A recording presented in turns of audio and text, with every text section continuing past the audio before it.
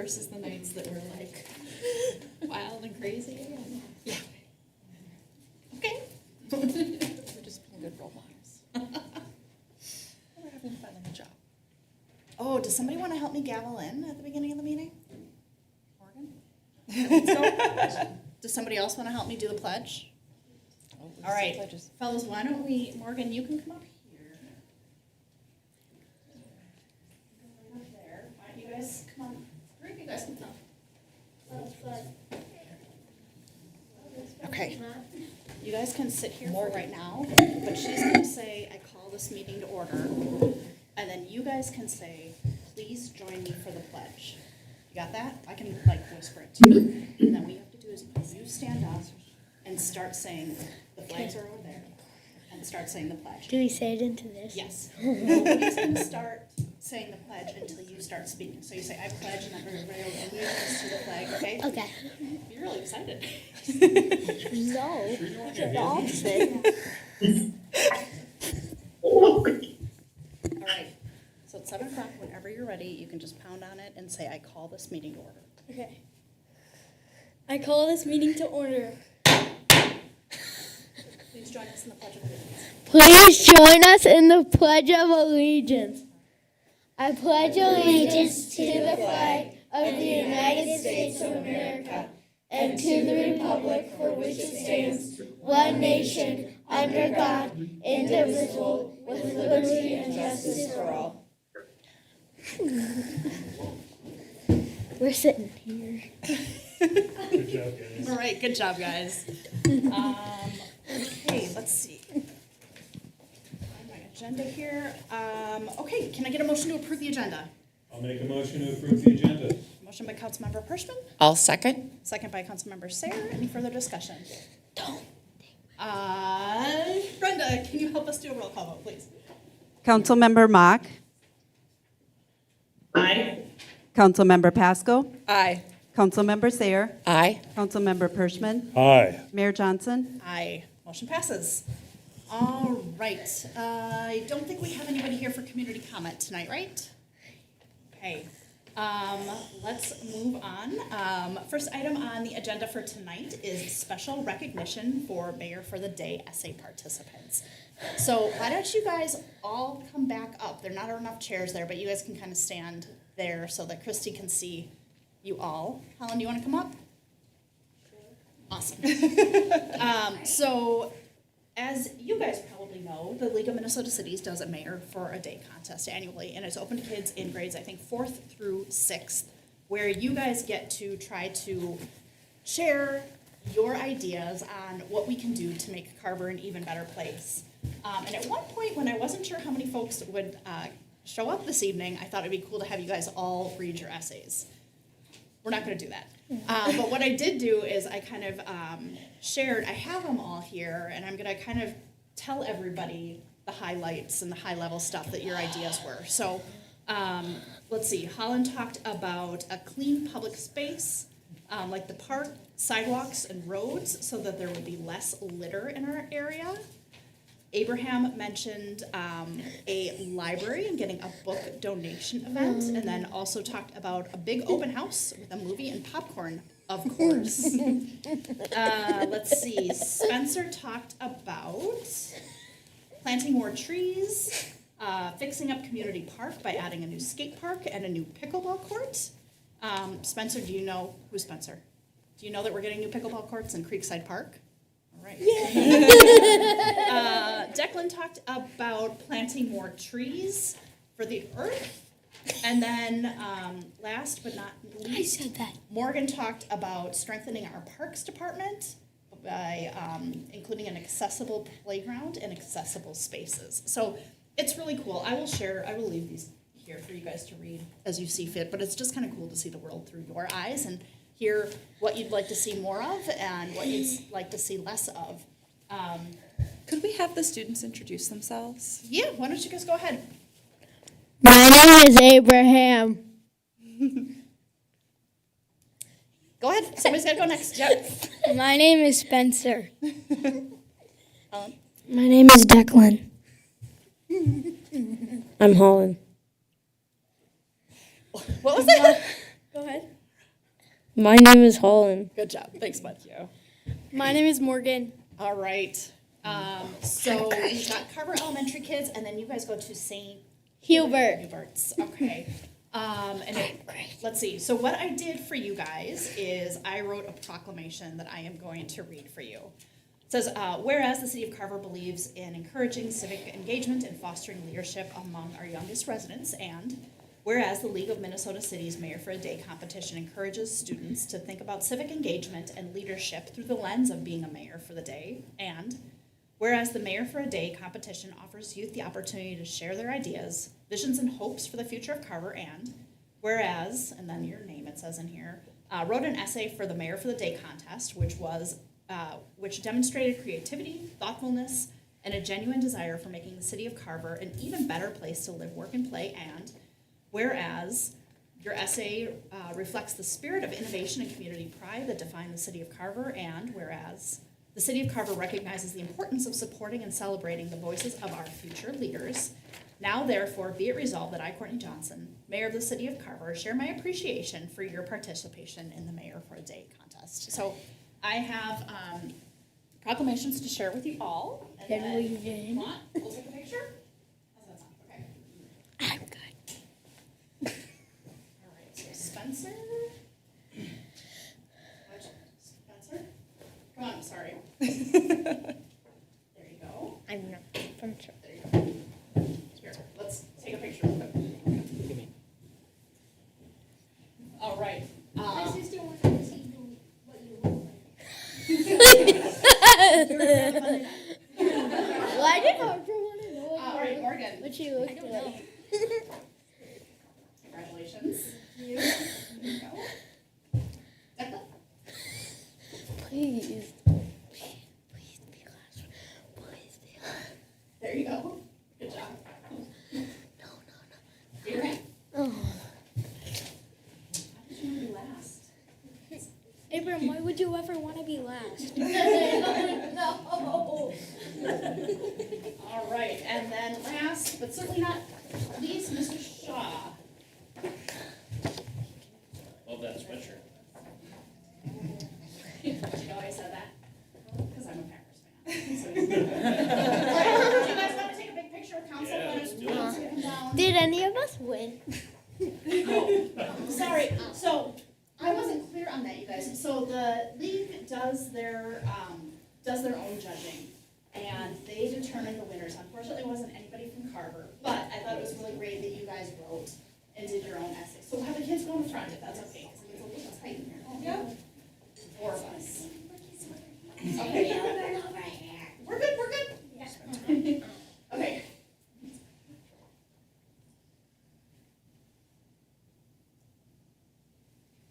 Awesome. Thank you guys. Congratulations.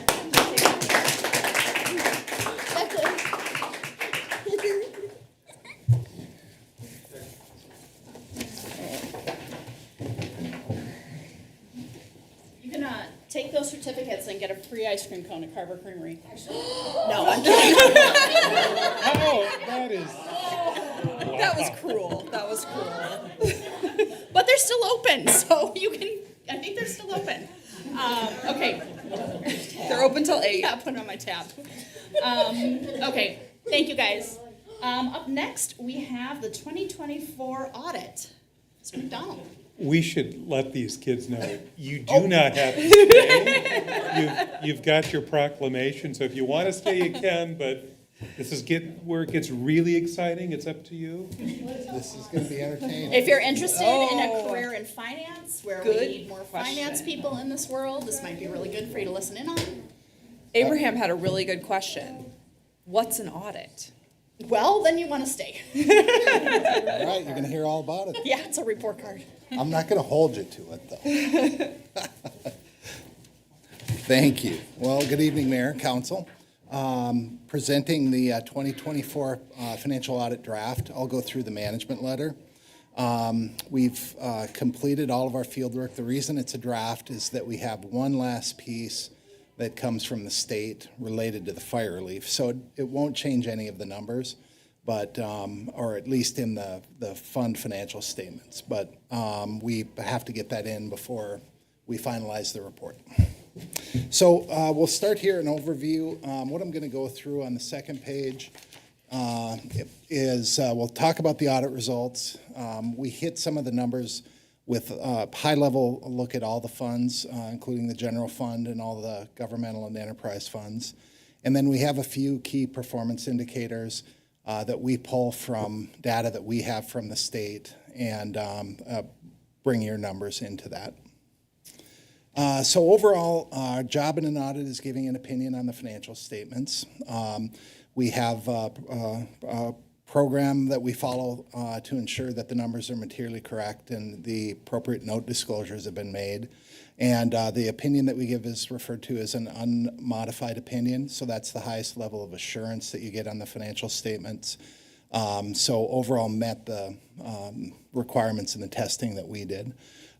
We consider also the Minnesota legal compliance. There's several areas that we look at: how you'd spend money, how you'd bid a project, bond a project, the requirements for investing. Those are areas that we also go through checklists and look at information inside the city, and we didn't have any findings related to state statutes. We also look at the internal control of the city. It helps us plan the audit.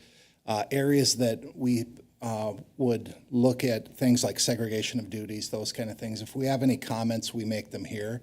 And we do have 3 findings, and what I'd say is that those are the 3 most common findings that we have. First one, 95% of our clients have, and that's the preparation of financial statements. And what this really means is that putting together the financial statements and getting all the note disclosures is very complicated. And generally, there's one person at the city that is responsible for all of those, and that doesn't create adequate segregation of duties. You use us to draft your financial statements, and we can't be part of your internal control.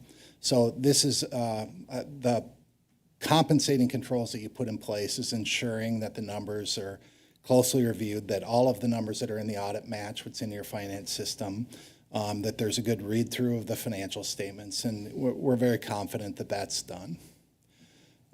Second one is an internal control finding that came out a result of one of the tests that we did.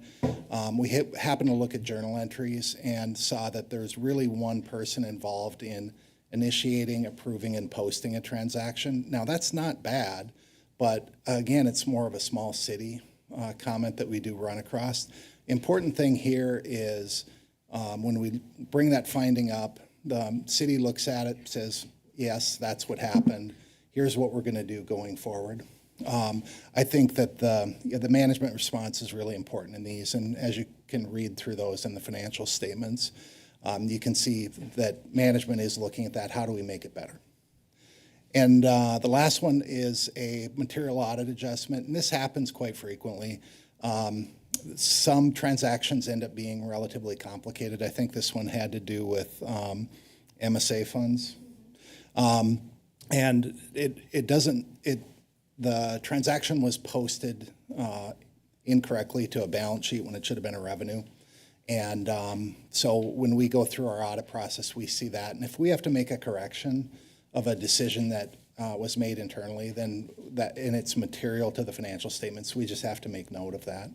So again, these things happen. Like I said, these are the top 3 findings that we do run across in cities. I don't think they're at all a reflection of performance or anything like that. But again, the important thing is what do we do going forward? And I'm confident that the city's taken the right steps to address those. Okay, now getting into the numbers, you can see the summary of the general fund. And the things we're looking at here, you have a target to maintain a fund balance reserve in the general fund of 40% of what you plan to spend in the following year. And you've been either at or above that target each of the years except for prior year. And then you came back this year and hit that target. So consistent performance there. And again, another good thing about that policy, it does give you a mechanism to look when we hit that 40%, what are we going to do with amounts above? And that's important to help build other capital reserves or fund projects or do those kind of things. So I find that a good proactive process to do. Now, here's a summary of the general fund revenue and expenditures compared with budget. You can see that we were positive in all categories of, well, major categories of revenue, expenditures, transfers. Revenue, I believe, related to FEMA revenue that had come in. And then on the expenditure side, you had positive variances in the general government category, which includes a lot of different things like administration and in those areas. And then Public Works was also under budget. So, and then we have that's fine. The major categories here, we're highlighting a 3-year comparison of the major categories of revenue and expenditures. Consistent on the revenue side, except for taxes, has grown over the last 3 years. On the expenditure side, the public safety number was up, again, I think because some of those FEMA expenses, well, that was probably over $100,000. So that provided a spike in 2024. Okay. You have a few small funds that are classified as special revenue funds. You were carrying some ARPA funds that got closed out in 2024. Those were COVID era dollars that were available for use. So you've completed that. And then a few other smaller special revenue funds that are consistently about those amounts. Capital project funds, few things stand out here. As you look at it, there's 3 funds with deficits that seem relatively large. Now, what I'd say is that those are offset with receivables. You have project funding for all of those, and that's really the key thing when you have a deficit, is that there's a funding plan that everybody knows and understands. On the debt side, couple of highlights here. In total, there's over $16 million of bonds outstanding at the end of the year.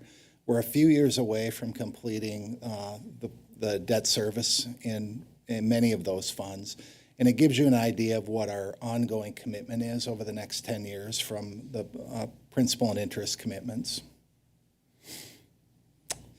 Now we're into the enterprise funds, so water, sewer, stormwater.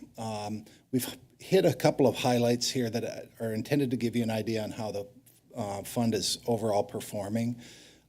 Key thing for me when I look at these first is to see that operating revenue and operating expenses, or that operating revenue is exceeding operating expenses, so that orange bar compared to the yellow bar. Our receipts have exceeded our operating expenses, so we're generating positive cash flow. The green bar is the connection fees that relate to new development, and then the black is the debt payments that we have. So we're seeing coverage of the debt and operating expenses that we have here. Then on the next page, we're highlighting the cash balance. So we set it, the dark line across is our cash balance target, and we look at that using whatever the next year's debt service is, plus a portion of operating costs. That would set a minimum threshold. That really wouldn't provide for like major capital or those kind of things, but it gives you an idea on what you need to operate the system. And so our cash balances have exceeded that. And one thing I'll point out with 2024, as I was looking through this afternoon, we're missing about $1 million of unspent bond proceeds. So there should be a green bar across the top. So I saw that as I was going through things today. So the final will reflect that. But it gives you an idea of the green is stuff we're going to spend on capital. So when you see that kind of increase, you go, wow, we had a great year, but part of that is debt. Okay, sewer fund, little tighter margins here, but we do see that the operating receipts cover the operating expenses, and connection fees are smaller than we saw in the water fund, and our debt payments are also smaller too. And then cash balance here, we're still above our target, but it has been going down the last couple of years. I believe you do the annual long-term plan and look at those. That's the key thing. You know, as long as that long-term plan's in place, you have an idea on the direction that that fund is going. I think that's critical to keep that up. Stormwater fund, big growth in the operating receipts this year. I assume that's from rate increases, but it's needed. You don't have a lot of operating expenses, but you have a lot of debt payments that are out there. So the operating receipts, yeah, you got to pay attention to that and make sure that the debt payments are covered. Okay, cash balance has been consistent the last couple of years, 560,000, and again, consistent, able to pay the bills. And then cash and investment balances, overall, this is if we add everything together. You have a cash and investment portfolio of about 15 million. If you take all of the funds together, probably largest is the water fund. And overall, that increase, about $1 million of that is probably unspent bond proceeds. And then just the operating activity of the other funds contributed to the increase. Okay, now some the key performance indicators, and we break this down by cities that are your size, which are referred to as Class 4 cities. And then we are able to pull information on cities in Carver County. So it gives you some perspective of where you're at relative to your neighbors. So tax rates, you had a really good decrease in the tax rate in 23, and 24 inched up a little bit, but you can see relative to peer groups that your tax rate is less than cities your size in the county.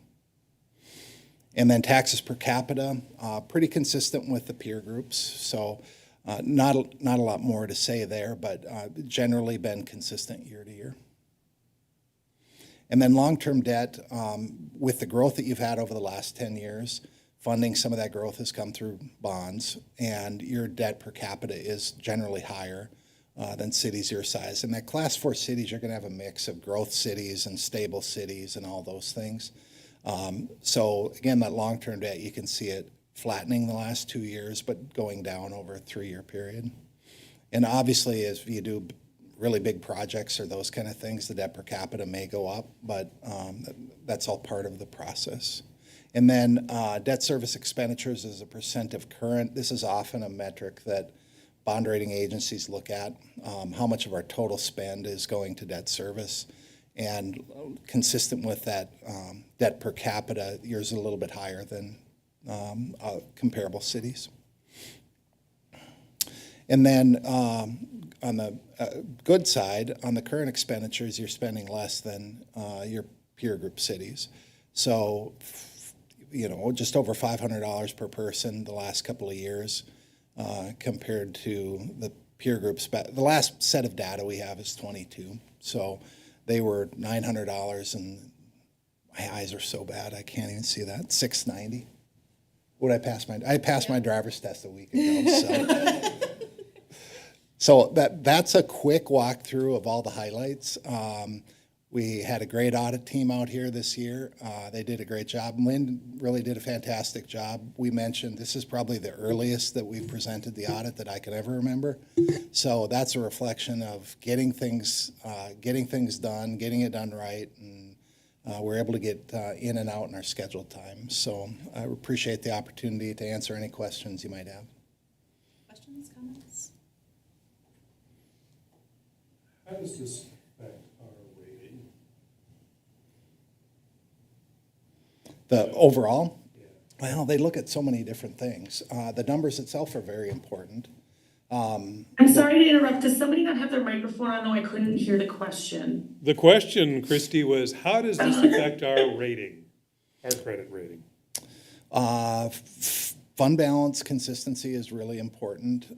A lot of the metrics that I talk about, from the consistent debt service as a percent of your total expenses. But really, it's like you've been through these probably a few times in the last couple of years.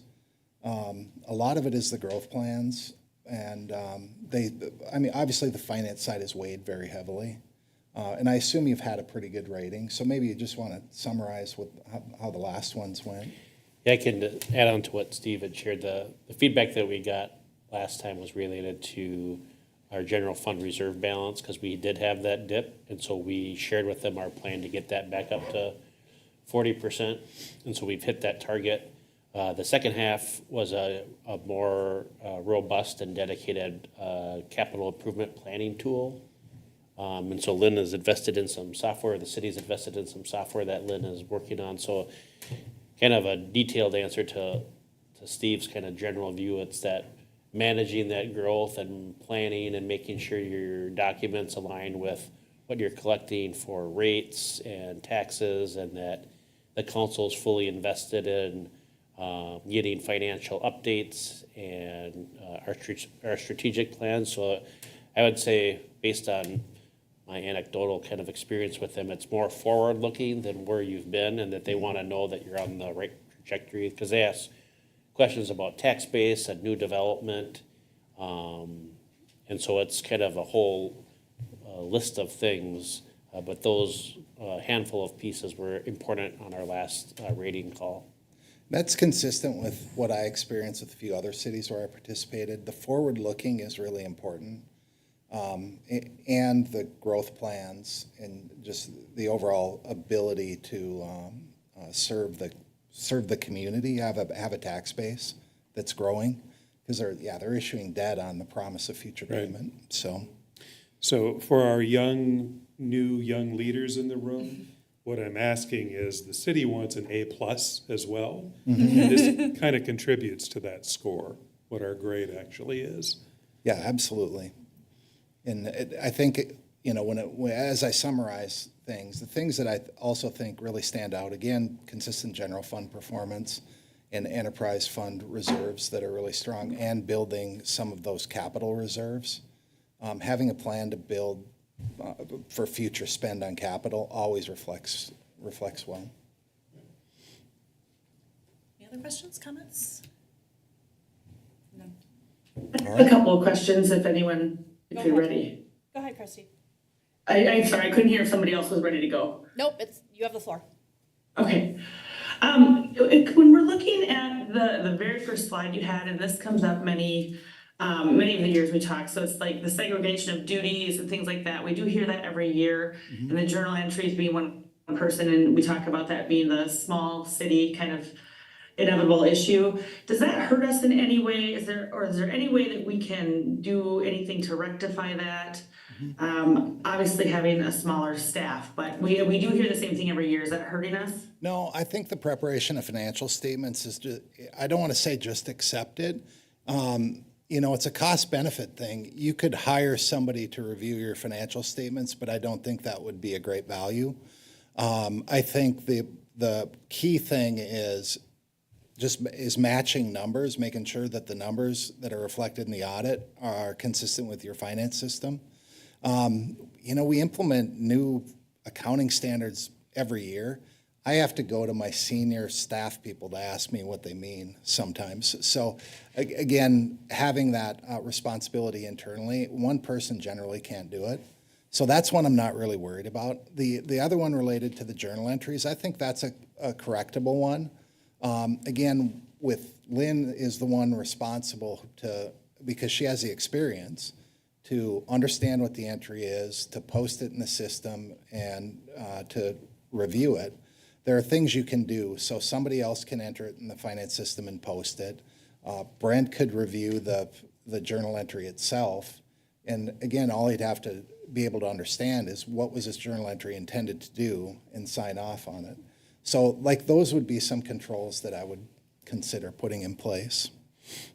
And then the material audit adjustment, those things just happen sometimes, but it comes down to, when you're preparing for the audit, getting a second look at the work papers, because sometimes we put some things together and I'm not saying this is a situation, this is what I run into sometimes. There's a rush, and then we provide that detail. A good second look at it would be helpful too. So those are some of the things that I would say would eliminate these for next year. But probably you're going to live with the preparation of financial statements. Okay. Can we go to the water fund slide?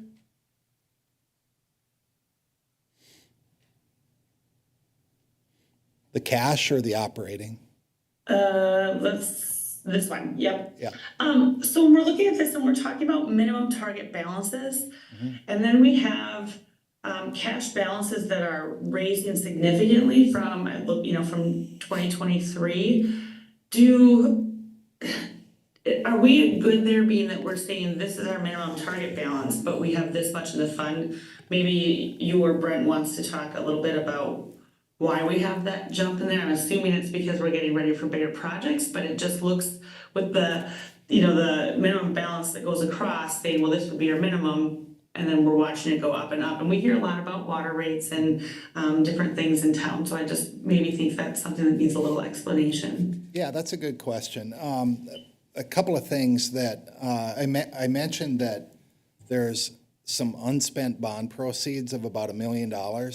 So that bar should be green for about a fifth of that orange. That's money we're going to spend on a project that's been identified.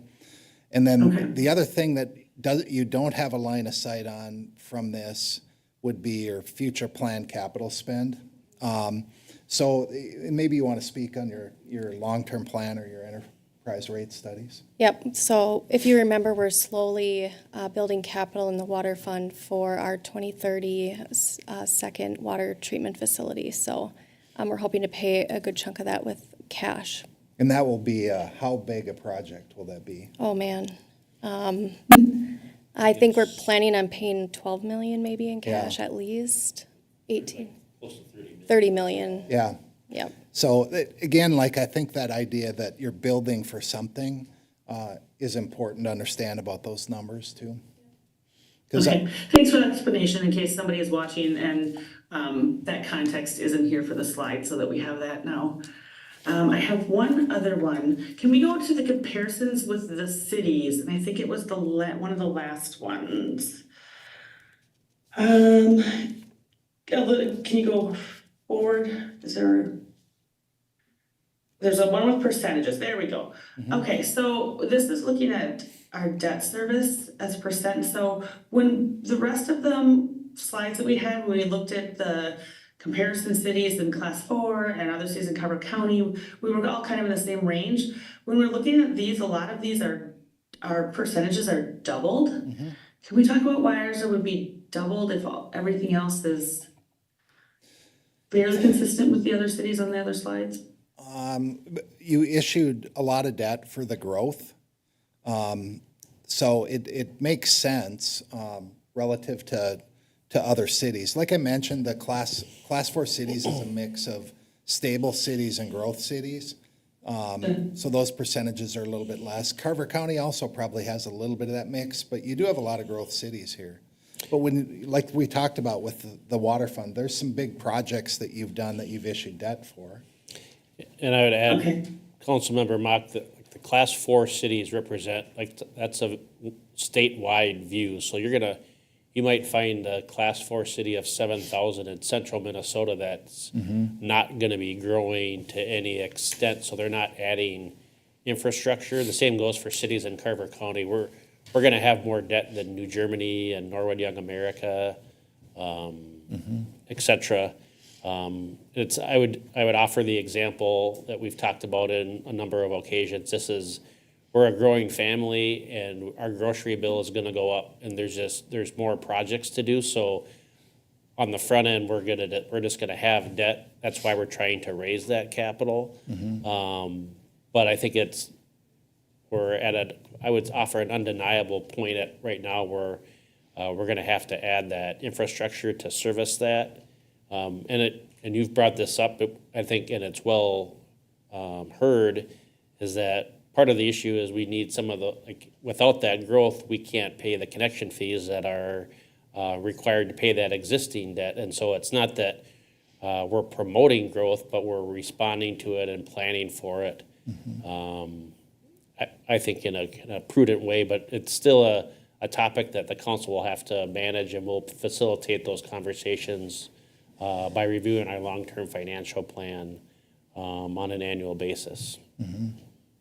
Okay, well, thanks for all the context to adding some information to these slides in conversation, and that's all I have for questions. Thank you. Thank you. I think that's all we have for you, Steve. All right, Thank you. thanks. Always enjoyable. All right, we need a motion to accept the audit. I would make a motion to accept the 2024 audit. A motion by Councilmember Pasco, I'll second. second by Councilmember Hirschman. Any further discussion? Can I get a roll call vote, please? Councilmember Mock. Councilmember Pasco. Aye. Councilmember Sayer. Aye. Councilmember Pershman. Aye. Mayor Johnson. Aye. Motion passes. All right, have a good night. You too. Thank you. We have no public hearings. Can I get a motion to consent agenda? I'll make a motion to approve the consent agenda. Motion by Councilmember Hirschman, Second? second by Councilmember Pasco.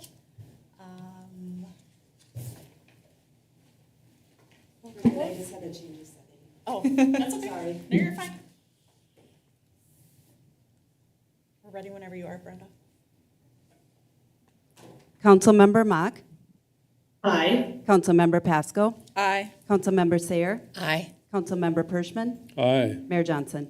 Aye, motion passes. Okay, no business items, communications. Anything from you? Okay. I don't have any. I missed the last Southwest Transit meeting Thursday. I missed a flight. Oof. Sounds like a story for a different time. Lori. No updates tonight. All right. Kayla? We had planning commission last week. It went very well. We had a grand old time as usual. Very short meeting, but finished up the work on the sign ordinance, so that should be ready to go for us here pretty soon. Great. Let's see, looking back on the last couple of weeks, we had our strategic planning session on April 9th. We were all there and we talked a little bit about, oh, sorry, Kristy, I almost skipped over you. Sorry, out of sight.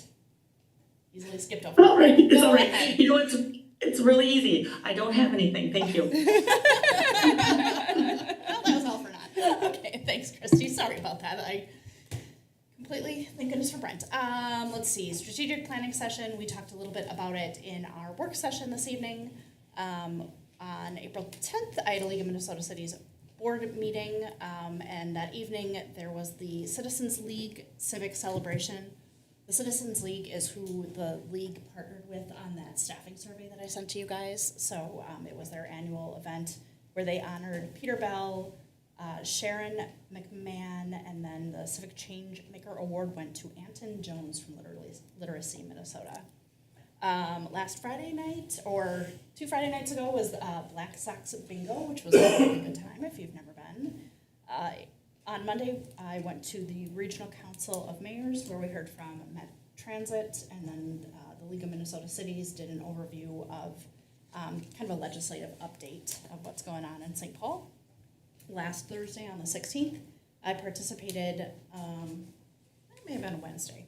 Either way, on the 16th, I participated in Emmer's monthly call where his staff kind of gives updates on what's going on in DC. Connected with Jeff Thompson last Friday morning. He is on the Dahlgren Township Board and was just kind of talking about our growth and what we've got planned, and just good to make those kinds of connections with folks. And then last Saturday was the Carver Lions Easter egg hunt, where I crossed paths with Andrew, met his wife and daughters, and it is the quickest, probably 90 seconds in the city of Carver, but it's always fun, and the Lions do such a great job with that. So that is it for me. With nothing else, I would entertain a motion to adjourn. I'll make a motion to adjourn. A motion by Councilmember Sayer, I'll second. second by Councilmember Pershman. Get a roll call vote, please. Councilmember Mock.